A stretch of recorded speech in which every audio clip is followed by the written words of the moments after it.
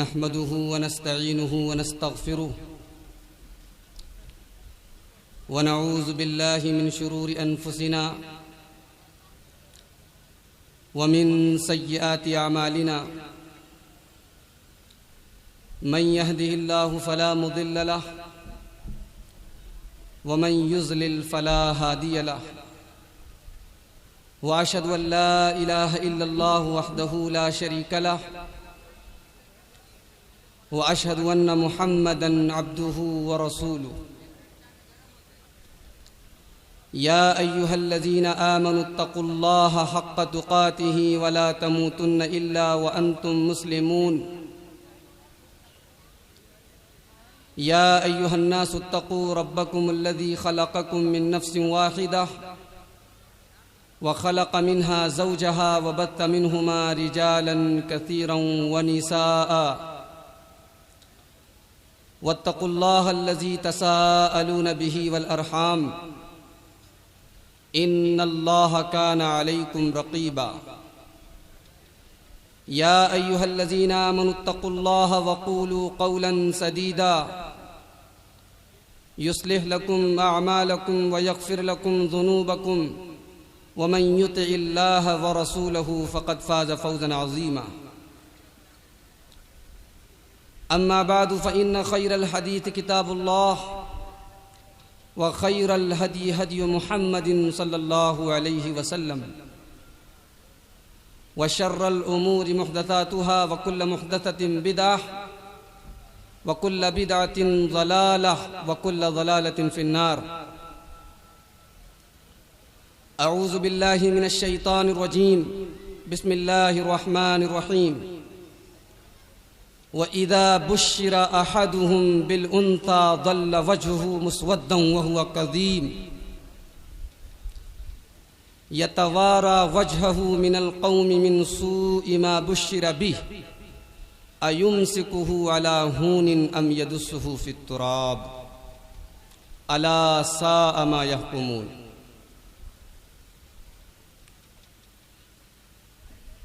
मुहतरम सदर इजलास, उलमाए किराम, बुजुर्गों और दोस्तों, माँ और बहनों,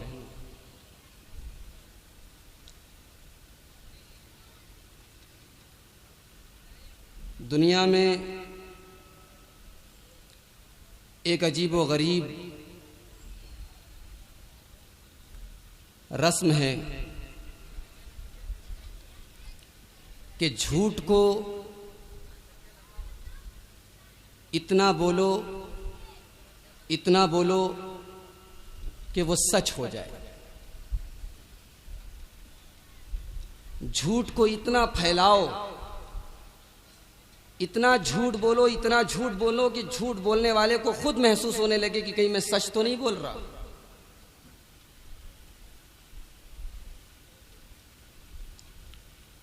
आज सारी दुनिया में एक बहुत बड़ा तबका ये कहता है कि इस्लाम ने औरत के साथ बड़ी नाइंसाफी की है। इस्लाम ने औरत के साथ बड़ा जुल्म किया है।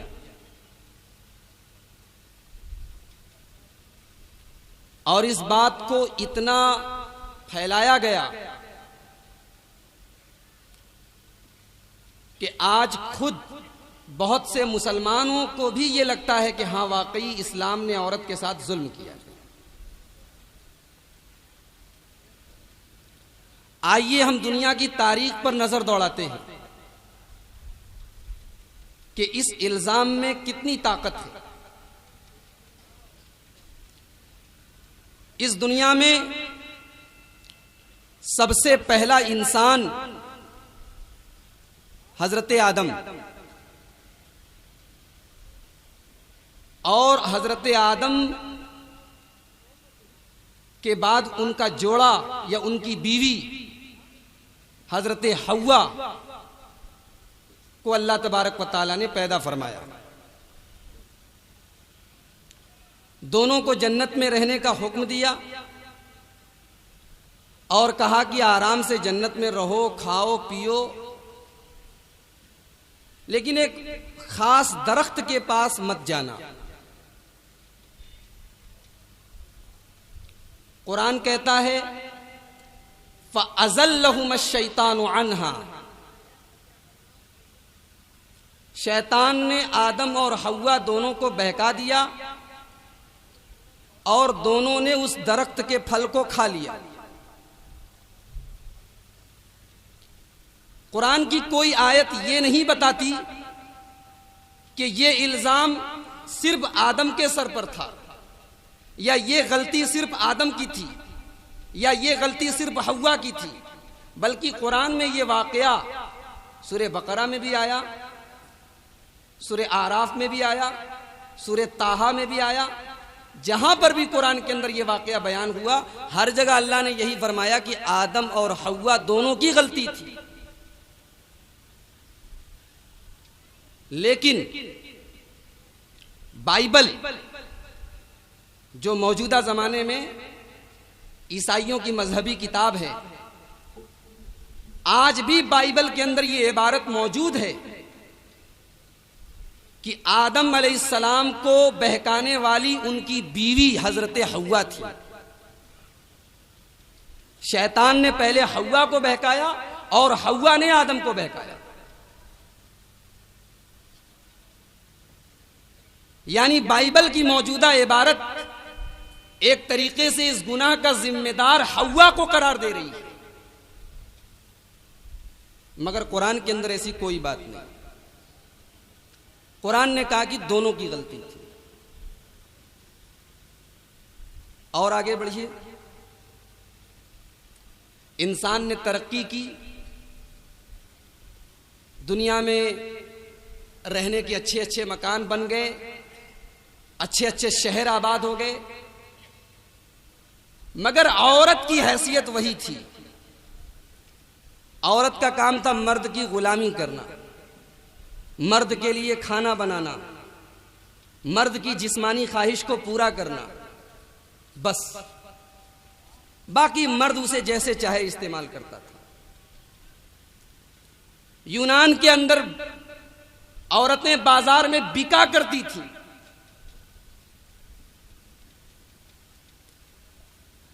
अरब की सरजमीन पर जनाब मुहम्मद रसूलुल्लाह सल्लल्लाहु अलैहि वसल्लम की बेइज्जत हुई।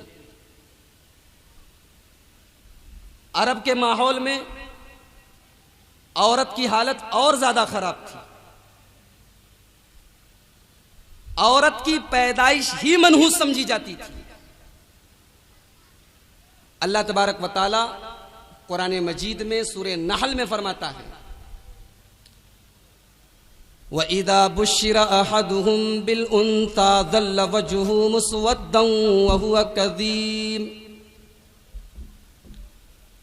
जब इन लोगों से यह कहा जाता है कि तुम्हारे घर में बेटी पैदा हुई है, ज़ल्ल वजहुहु मुस्वद्दन व हुवा कज़ीम, तो गुस्से से उनका चेहरा काला हो जाता है।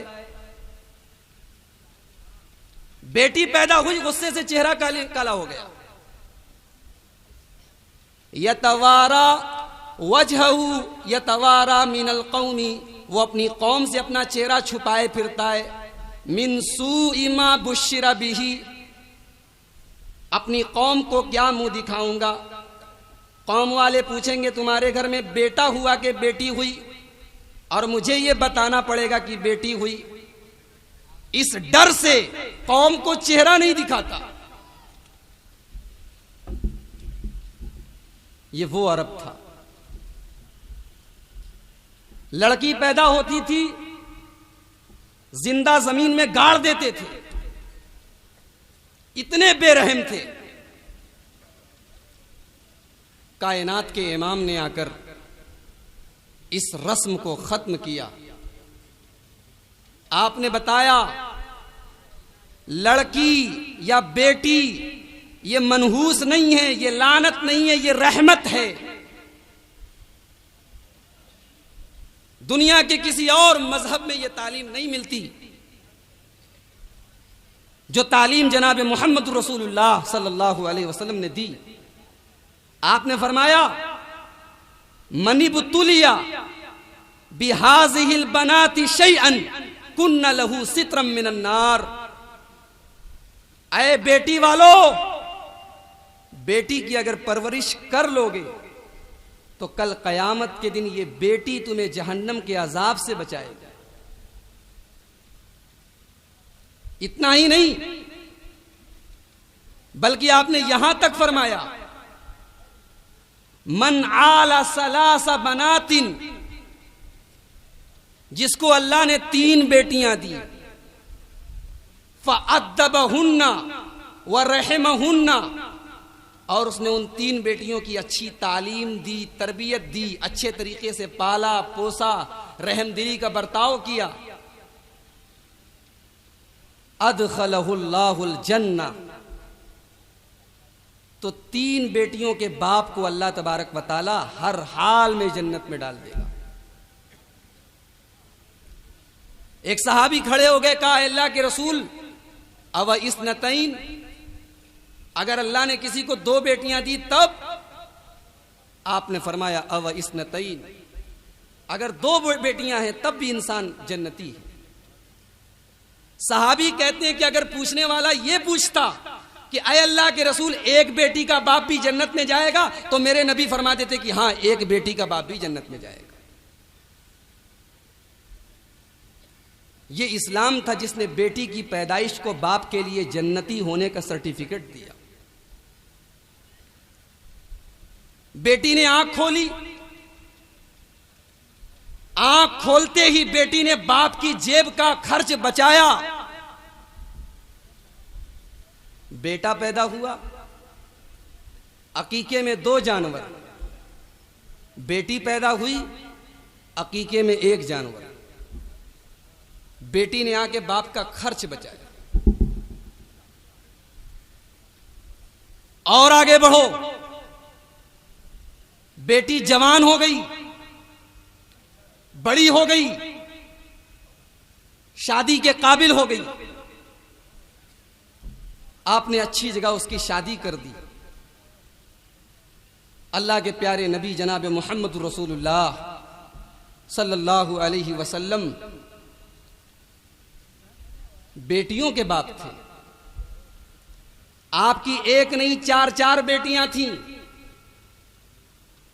और शायद अल्लाह ने आपको 4 बेटियां इसीलिए दी ताकि दुनिया को यह पैगाम दे दिया जाए कि अय बेटी को मनहूस समझने वालों, बेटी को बोझ समझने वालों, बेटी को लानत समझने वालों, अगर बेटी मनहूस होती तो हमने अपने महबूब को 4 बेटियां न दी होती। फिर भी अगर कोई कहे कि इस्लाम ने औरत के साथ जुल्म किया, तो उसको किसी अच्छे से पागलखाने में भेज दिया जाए। औरत या तो बेटी होगी, या बहन होगी, या मां होगी, या बीवी होगी।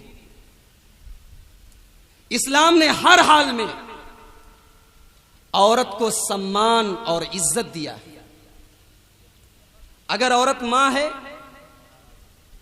तो क्या कहना। मेरे नबी फरमाते हैं फ़इन्नल जन्नत तहत क़दमिहा, मां के कदमों के नीचे जन्नत है। एक सहाबी आते हैं, अय अल्लाह के रसूल मन अहक्कु बिहुस्न सहाबती, अय अल्लाह के रसूल मैं सबसे अच्छा सलूक किसके साथ करूं? आपने फरमाया उम्मु का, अपनी मां के साथ करो। सहाबी ने फिर पूछा अल्लाह के रसूल उसके बाद? आपने फरमाया उम्मु का, अपनी मां के साथ करो। सहाबी ने पूछा अल्लाह के रसूल उसके बाद? आपने फिर फरमाया उम्मु का, अपनी मां के साथ। चौथी बार आपने फरमाया अपने बाप के साथ। पता यह चला कि मोहल्ले वालों के साथ, पड़ोसियों के साथ, दोस्तों के साथ अगर आप अच्छे हैं और मां के लिए अच्छे नहीं है तो आप अल्लाह की नजर में अच्छे नहीं हैं। सारी दुनिया खुश है, लेकिन मां का दिल नाराज है, मां का दिल टूटा है, मां का दिल तड़प रहा है, तो अल्लाह तबारक व तआला आपसे नाराज है। औरत अगर बीवी है, औरत अगर बीवी है तो औरत का क्या मकाम है? 1.25 लाख सहाबे किराम और अरफात का मैदान, मेरे नबी 1.25 लाख सहाबे किराम को मुखातब करके कहते हैं, अय्युहन्नास इत्तकू फिन निसा, ऐ लोगो औरतों के बारे में अल्लाह से डरो। यह अल्लाह के नबी सल्लल्लाहु अलैहि वसल्लम का बड़ा अहम खुतबा है। यह मैदान अरफात का वो खुतबा है जिसे अल्लाह के रसूल की अहम वसीयत माना जाता है। इस खुतबे में अल्लाह के नबी फरमा रहे कि ऐ लोगो औरतों के बारे में अल्लाह से डरो। फ़इन्नल मरअता खुलिक़त मिन ज़िलइन, क्योंकि औरत पसली से पैदा की गई है। लौ तुकीमुहा कसरतहा, उसको सीधा करना चाहोगे तो तोड़ दो। हमारे मर्द हजरात इस हदीस को लेके गलत मतलब निकालते हैं, कहते जनाब आली औरत तो टेढ़ी होती है। अल्लाह ने, नबी ने कहा कि औरत पसली की तरह है। अल्लाह के नबी सल्लल्लाहु अलैहि वसल्लम औरत का कोई ऐब नहीं बयान कर रहे हैं, बल्कि आप ये बताना चाहते हैं कि ऐ मर्दो, औरत अलग है, तुम अलग हो। औरत का मिजाज अलग है, मर्द का मिजाज अलग है। तुम अगर ये सोचो कि तुम अपनी बीवी को, अपनी औरत को बिल्कुल अपनी मर्जी के मुताबिक ढाल दो, तो ये पॉसिबल नहीं है, ये मुमकिन नहीं है। उसकी फितरत अलग है।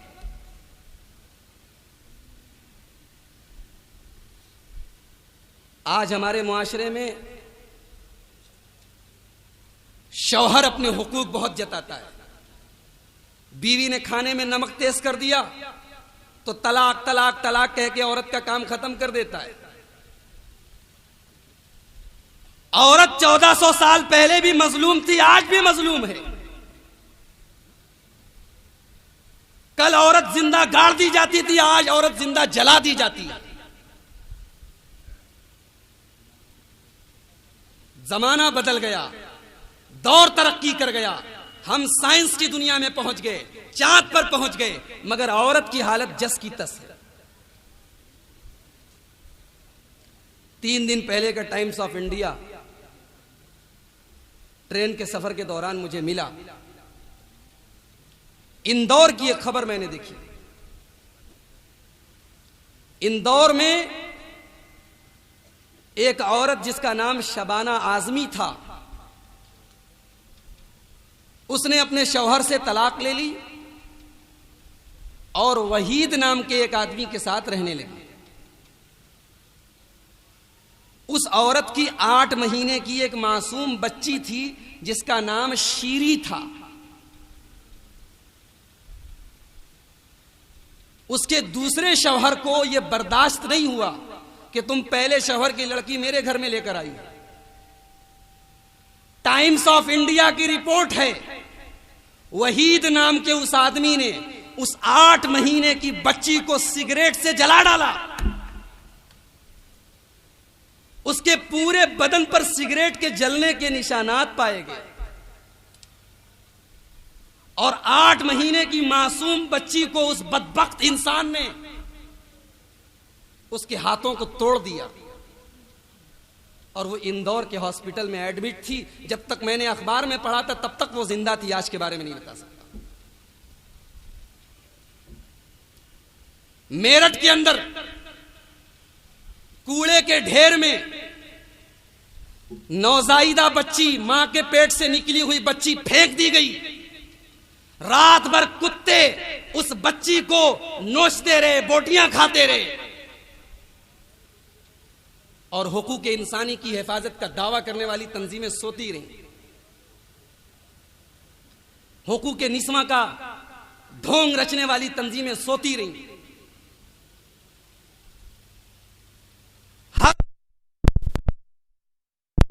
हर रोज अखबार में हम ये खबर सुनते हैं कि औरत को जहेज के लिए जला दिया गया, उसके ससुराल वालों ने उसको जला दिया। औरत कल भी मजलूम थी, आज भी मजलूम। शायद इसीलिए मेरे नबी जनाब मोहम्मद रसूलुल्लाह सल्लल्लाहु अलैहि वसल्लम ने फरमाया था कि मुझे दुनिया में दो चीजें बड़ी महबूब हैं, बड़ी पसंद हैं, एक खुशबू, दूसरी औरत। मकसद यह था कि औरत मजलूम थी, औरत पर जुल्म हो रहा था, अत्याचार हो रहा था। मेरे नबी ने औरत को बुलंदी दी, उसको तहफ्फुज दिया, उसको इज्जत दिया। और आज औरत खुद कह रही है कि इस्लाम ने हम पर जुल्म किया। ऐ मेरी प्यारी माँ और बहनों, क्या तुम ये चाहती हो कि बाजार में तुमको नंगा करके गैर मर्दों के सामने नुमाइश बना दिया जाए? हां, अगर तुमको पर्दे में रखना जुल्म है तो ये जुल्म मेरे नबी ने तुम पर किया है। मेरे नबी ने औरत को पर्दे में रहने का ऑर्डर दिया है। मेरे नबी ने फरमाया इन्नल मरअता औरतुन, औरत पर्दे में रहने की चीज है, छिपाने की चीज है। इज़ा खरजत, जब औरत घर से निकलती है, इस्तशरफहा शैतान, तो शैतान उसके पीछे पीछे लग जाता है। हां, अगर ये जुल्म है, ये अत्याचार है, तो ये अत्याचार मेरे नबी ने किया है। लेकिन मैं एक मिसाल देना चाहता हूं। ये मोबाइल जो मेरे हाथों में मौजूद है, अगर ये कोई मामूली किस्म का मोबाइल हो, 1000-2000 का मोबाइल हो, तो मैं बड़े आराम से इसको अपनी जेब में लेकर घूमूंगा, मुझे कोई डर नहीं होगा, मुझे कोई खतरा नहीं होगा। लेकिन अगर यही मोबाइल 10-20 हजार रुपये का हो, थोड़ा महंगा हो, थोड़ा कीमती हो, तो हम इसको किसी अच्छे से कवर के अंदर, किसी अच्छे से केस के अंदर और बड़ी हिफाजत से ऐसी जगह रखेंगे जहां किसी की नजर न पड़े। अगर ट्रेन में सफर कर रहे हैं, प्लेन में सफर कर रहे हैं, तो बार बार देखेंगे कहीं मोबाइल मेरा चला तो नहीं गया। ऐ मेरी प्यारी माँ और बहनों, मेरे नबी ने यही तालीम दी कि औरत कीमती चीज है, औरत इतनी सस्ती नहीं है, इतनी मामूली नहीं है कि जो चाहे उसको देख ले, जो चाहे उसका नजारा कर ले, जिसके सामने चाहे वो अपने जिस्म की नुमाइश कर दे। औरत पर्दे में रहने की चीज है, छुपाने की चीज है। ऐ नमाज पढ़ने वालों, दाढ़ी रखने वालों, तहज्जुद पढ़ने वालों, आपके घर से लड़कियां निकलती हैं, उनके बदन से परफ्यूम की महक भी आ रही है, उन्होंने अपने जिस्म पर मेकअप के तमाम सामान पोत रखे हैं। ये कौन सा तकवा है, ये कौन सी तहारत है? मेरे नबी फरमाते हैं अय्युमा इमरातिन इस्तातरत, जो औरत खुशबू लगाकर घर से निकलती है, फहिया ज़ानियतुन, ऐसी औरत बदकार है, बदचलन है। आए घरों में टीवी और सीरियल का कल्चर अपनाने वालों और टीवी और सीरियल को देखकर अपनी मां और बहनों को कपड़ा और लिबास पहनाने वालों, आओ मैं तुम्हें तुम्हारे रसूल की एक हदीस सुना दूं। मेरे प्यारे नबी फरमाते हैं कि 2 किस्म के जहन्नमी लोग ऐसे हैं जिनको मैंने अभी नहीं देखा, यानी बाद के दौर में आएंगे। एक वो लोग भी जहन्नमी होंगे जिनके हाथ में कोड़े होंगे और वो लोगों को मारेंगे, यानी जुल्म करेंगे। और फिर मेरे नबी फरमाते हैं व निसाउन कासियातुन आरियातुन माइलातुन ममीलातुन, ऐसी औरतें भी जहन्नम में जाएंगी जो कपड़ा भी पहने होंगी और नंगी होंगी। कपड़ा भी पहने होंगी, नंगी भी होंगी। मैं तो कहता हूं कि जब 1400 साल पहले मेरे नबी ने यह हदीस बयान फरमाई थी, तब इस हदीस का मतलब शायद लोगों को न समझ में आया हो। आज ये हदीस खुल के सामने आ गई। निसाउन कासियातुन आरियातुन, ऐसी औरतें जो कपड़ा भी पहने होंगी और नंगी भी होंगी।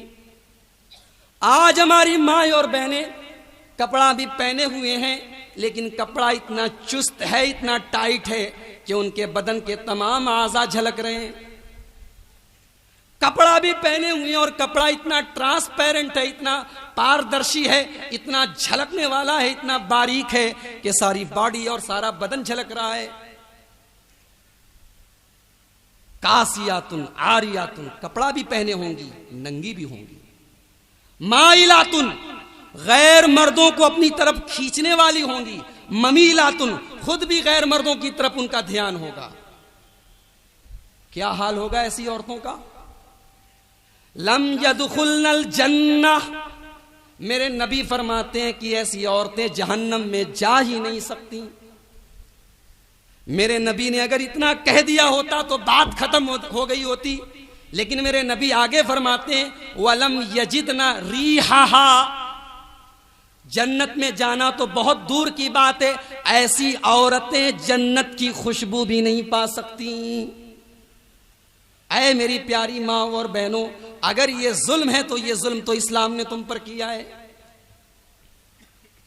आज टीवी और सीरियल को देखकर अपने घरों में भाभी को मां समझने वाले देवर हजरात सुन लें। हाँ, भाभी मां है। हमारे हिंदुस्तान का कल्चर कहता है भाभी मां है, इस्लाम का कल्चर नहीं कहता कि भाभी मां है। अगर भाभी मां होती तो भाई के मरने के बाद देवर और भाभी की शादी जायज ना होती। अल्लाह के नबी फरमाते हैं इयाकुम वद्दुखूल अलन निसा, ऐ लोगो अजनबी औरतों के पास मत जाया करो। जो औरतें तुम्हारे लिए अजनबी हैं, पराई हैं, उनसे तन्हाई में न मिला करो। माफ कीजिएगा, आजाद पार्क में बैठा हूं, इसी इलाके का रहने वाला हूं, इस मोहल्ले की एक एक नब्ज से, इस इलाके की एक एक नब्ज से वाकिफ हूं। हमारे मोहल्लों में, हमारे मुआशरे में, शादी ब्याह में जो बेहयाई और बेपर्दगी का मंजर होता है, जरा उस मंजर को सामने रखिए और इस हदीस पर गौर कीजिए। ऐ लोगों, औरतों से तन्हाई में न मिला करो। साहबी ने सवाल कर लिया, अल्लाह के रसूल फरअयतल हम्वा, देवर के बारे में आपका क्या ख्याल है? क्या देवर अपनी भाभी से तन्हाई में मिल सकता है? मेरे नबी ने जवाब नहीं दिया कि देवर भाभी से मिल सकता है कि नहीं मिल सकता है। मेरे नबी ने फरमाया अल हम वल मौत, देवर भाभी के लिए मौत है।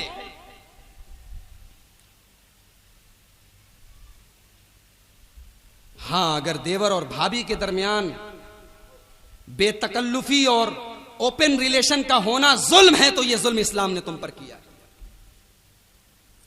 इस्लाम तो वो मजहब है जो औरत को बगैर मोहरिम रिश्तेदार के या बगैर शौहर के हज करने की भी इजाजत नहीं देता।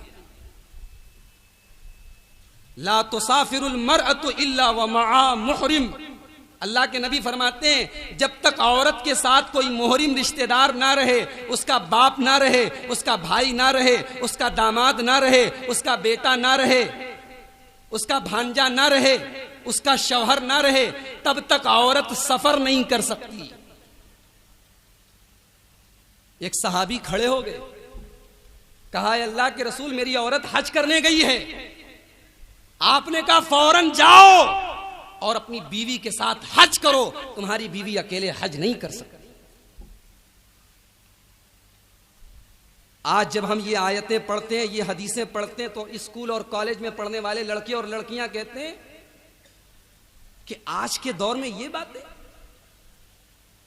आज साइंस और तरक्की का दौर है, आज औरत को आप लोग पर्दे में रहने का हुक्म दे रहे हैं। ये मुल्ला की मुल्लाई है, ये मौलवी की मौलवियात है, ये इस्लाम का कानून नहीं है। इस्लाम इतना रूढ़िवादी नहीं है, इस्लाम इतना फंडामेंटल दीन नहीं है। अगर ये मुल्ला की बकवास है, अगर ये मौलवी का रूढ़िवाद है, तो कुरान की उस आयत का आप क्या करेंगे? सूरे अहज़ाब आयत नंबर 34, अल्लाह तबारक व तआला फरमाता है इनित्तक़ैतुन्न फला तख़ज़अन बिल क़ौल, ऐ मुसलमान औरतों, अजनबी मर्दों के साथ मोहब्बत और नरमी से बात भी मत करो। अगर देखा जाए तो इस आयत में हमारी माँ और बहनों को मोबाइल पर बात करने का तरीका भी सिखाया जा रहा है। आज मोबाइल हर घर में है कि नहीं है? और मोबाइल अगर घर में है तो हमारी माँ बहनें इस्तेमाल करेंगी कि नहीं करेंगी? अगर करेंगी तो कैसे बात करेंगी? अल्लाह फरमा रहा है फला तखज़ाना बिल कौल, किसी अजनबी मर्द से मोहब्बत से, नरमी से, लोच से बात मत करो। आज के दौर में हम कह सकते हैं कि अगर आपके मोबाइल पर किसी अजनबी लड़के का, किसी अजनबी मर्द का कॉल आ जाए, फोन आ जाए, तो मोहब्बत और नरमी से बात मत करो। क्यों? इससे नुकसान क्या होगा? फयतमअल्लज़ी फी क़ल्बिही मरज़, हो सकता है कि आपके मोबाइल पर जिस लड़के ने, जिस मर्द ने फोन किया है, आप मोहब्बत से बात करें, आप नरमी से बात करें, आपका मकसद गलत नहीं है, लेकिन वो गलत समझ बैठे तो आपका मकसद गलत नहीं है, लेकिन फोन करने वाला सोचे कि यार ये लड़की तो बड़े प्यार से बात कर रही है, इसका मतलब कि कोई मामला है, कोई चक्कर है। फयतमअल्लज़ी फी क़ल्बिही मरज़, हो सकता है कि जिसके दिल में बीमारी हो, बीमारी का मतलब जिसकी नीयत खराब हो, जिसके दिल में बेहयाई हो, वो कोई गलत इरादा कर बैठे। लेकिन इसका यह मतलब भी नहीं है कि मोबाइल पर किसी का फोन आए तो हम गाली से बात करें, हम बदतमीजी से बात करें। वक़ुलना क़ौलन मअरूफा, बात जो करो दस्तूर के हिसाब से करो। वक़रना फी बुयूतिकुन्ना, ऐ स्कूल और कॉलेज में पढ़ने वाले मेरे भाइयों और मेरी बहनों, कुरान की आयत पढ़ रहा हूं, तर्जुमा कर रहा हूं, किसी मसलक का तर्जुमा उठा लो, किसी इमाम का तर्जुमा उठा लो। वक़रना फी बुयूतिकुन्ना, अपने घरों में जमी रहो। अल्लाह कह रहा है ऐ औरतों अपने घरों में जमी रहो। वला तबर्रजना तबर्रुजल जाहिलियतिल उला, और जमाने जाहिलियत की तरह मेकअप करके, बनाओ सिंगार करके, बन ठन के घर से न निकला करो। अल्लाह के नबी के ज़माने में औरतें नमाज पढ़ने के लिए घर से जाती थी, ये अलग बात है। आज हमारे बहुत सारे उलमाए किराम इसके कायल नहीं हैं, लेकिन अल्लाह ने कुरान में फरमाया लक़द कान लकुम फ़ी रसूलिल्लाहि उस्वतुन हसना, हमारे लिए नमूना रसूल पाक की ज़िंदगी है। आज भी अगर औरतों के लिए मस्जिद में पर्दे का इंतज़ाम हो तो औरतें मस्जिद में जा सकती हैं। अल्लाह के नबी के ज़माने में औरतें मस्जिद में जाती थी, और जब नमाज पढ़ के वो वापस जाने लगती थी तो अल्लाह के नबी कहते थे इस्ताखरना, आए औरतों किनारे से चलो। अलैकुन्ना बिहाफ़ाति तरीक़, आए औरतों किनारे से चलो, मर्दों के बीच में से मत चलो। जब औरत नमाज के लिए घर से निकल रही है और वो किनारे से चलेगी, मर्दों के बीच से चलेगी, तो मेरे भाइयों शॉपिंग करने के लिए, टहलने घूमने के लिए, तफरीह करने के लिए औरत अगर घर से निकलेगी तो मर्दों के बीच में से सरेआम खुलेआम उसका निकलना कैसे जायज हो जाएगा? तो ये पाबंदियां, ये कवायद, ये कानून इस्लाम ने औरत की भलाई के लिए नाफिज फरमाया। अगर औरत इसको अपने ऊपर जुल्म समझती है तो ये उसके अक्ल का और उसके दिमाग का फतूर है। इस्लाम ने वही किया, वही बताया जिसमें औरत की भलाई है। अल्लाह तबारक व तआला से दुआ है इलाहुल आलमीन हमारी माँ और बहनों को इस्लामी तरीक़े से अपनी ज़िंदगी गुजारने की तौफ़ीक़ अता फ़रमाए, उन्हें इस्लामी पर्दा अपनाने की तौफ़ीक़ अता फ़रमाए। हमारे नौजवान भाइयों को अपनी ज़िंदगी को पाकबाजी और पाकदामनी के साथ गुजारने की तौफ़ीक़ अता फ़रमाए। अक़ूलु क़ौली हाज़ा व अस्तग़फ़िरुल्लाह ली व लकुम व लिसाइरिल मुस्लिमीन। अब इसके बाद मैं अपने उस्ताद मोहतरम मौलाना अब्दुल मतीन साहब मदनी हफ़िज़हुल्लाह, जो तबीयत नासाज होने के बावजूद हमारी दावत पर लब्बैक कहते हुए तशरीफ़ लाए, हम उनको दावत सुखन देते हैं कि वो आएँ और सामीन को अपनी तकरीर से मुस्तफ़ीद फरमाएँ।